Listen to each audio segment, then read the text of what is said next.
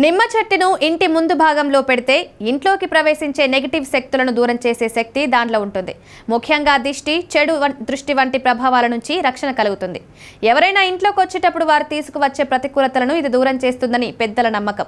వాస్తు నిపుణుల ప్రకారం నిమ్మ చెట్టును ఉత్తర, తూర్పు మూలలో పెంచడం ఎంతో మేలుగా చెప్పబడుతుంది.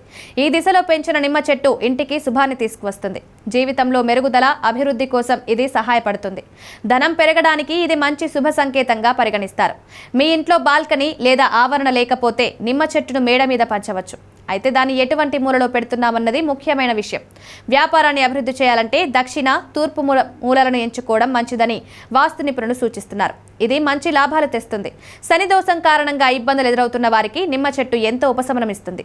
శనివారాల్లో నిమ్మకాయను ఉపయోగించి కొన్ని పూజలు చేయడం వల్ల శని ప్రభావం తగ్గుతుందని పురాణాల నుంచి చెప్తున్నారు. శని ప్రభావంతో వచ్చే నీరసం, ఒత్తిడిని కూడా తగ్గిస్తుంది. రాహుకేతుల ప్రభావాల వల్ల ఎదురయ్యే ఆధ్యాత్మిక, వ్యక్తిగత ఇబ్బందులు నివారించడంలో కూడా నిమ్మ చెట్టు ఉపయోగపడుతుంది. ఇది మన ఇంటి శక్తిని శుభ్రపరిచేలా చేస్తుంది. నిమ్మ చెట్టును ఇంట్లో పెంచేటప్పుడు ముఖ్యంగా దాన్ని మెయిన్ గేటుకు బాగా దగ్గరగా పెట్టకూడదు. కొంచెం దూరంగా ఉంచాలి. అలా ఉంచితే ఇంట్లోకి వచ్చే శక్తి ప్రవాహం సమతుల్యంగా ఉంటుంది.